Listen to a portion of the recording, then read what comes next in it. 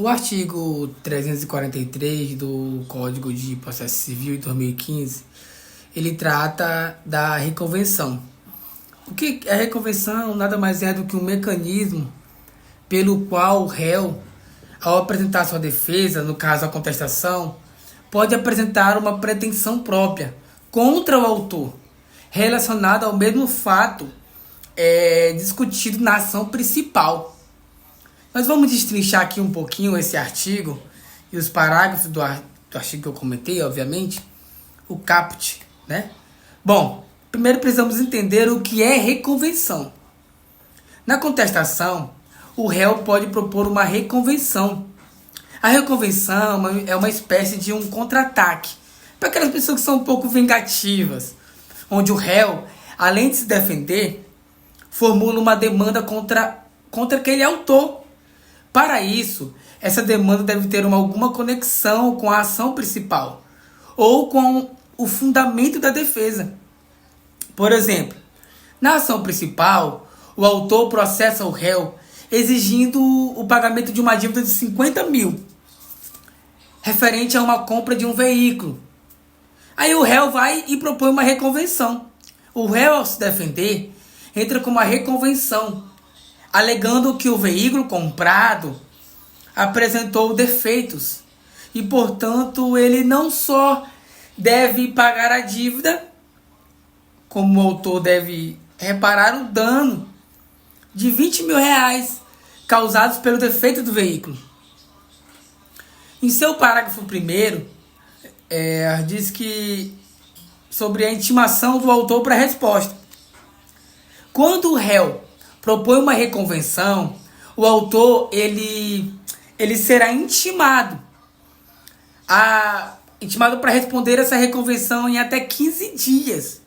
A reconvenção cria então uma nova frente de batalha, que é o contra-ataque, no processo, onde o autor passa a ser réu também na reconvenção.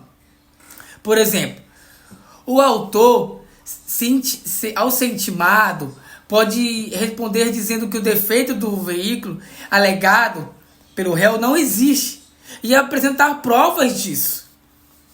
Já no seu parágrafo 2º, a reconvenção prossegue mesmo que a ação principal termine.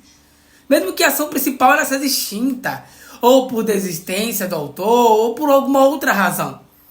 Isso quer dizer que a reconvenção ela segue, ela passa a ser independente, normalmente.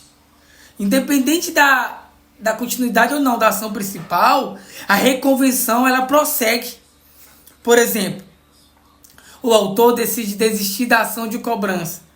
Ainda assim, o pedido de indenização por danos feitos pelo réu na reconvenção, ela continuará sendo tramitado, né, que tenha como fim o seu julgamento.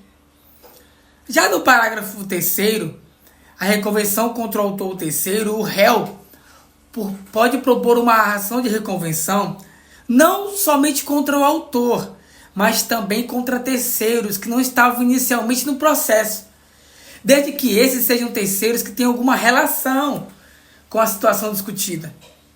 Por exemplo, me dá um exemplo aí, Rafael.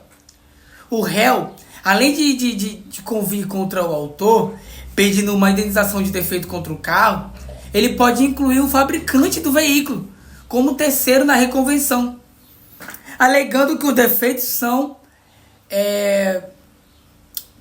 alegando que esses defeitos eles são de responsabilidade do fabricante. Então pode sim incluir um terceiro aqui.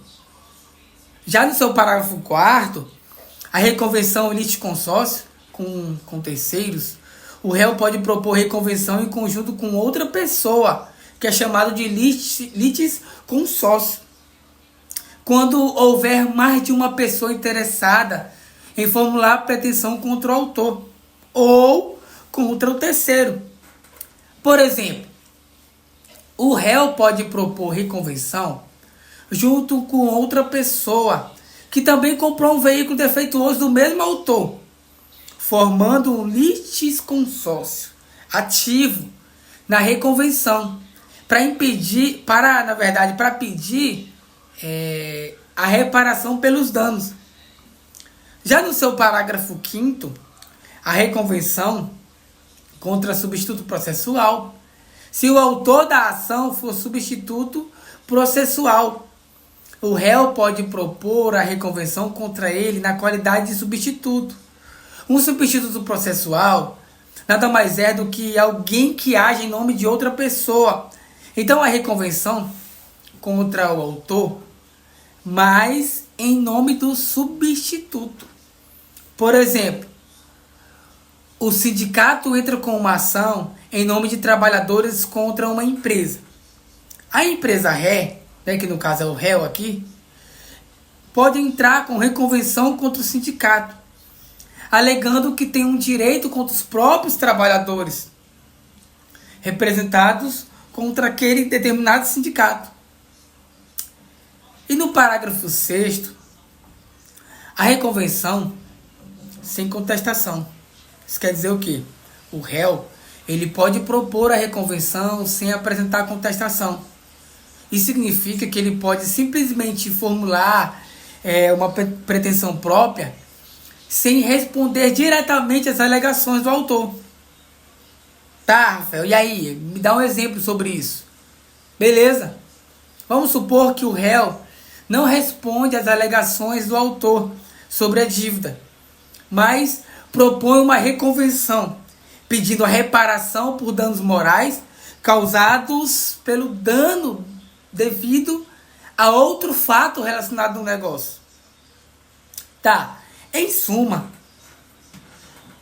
a reconvenção, ela é uma forma de o réu, além de se defender, ele pode contra-atacar o autor com uma nova demanda dentro do mesmo processo, desde que haja conexão com o caso, obviamente.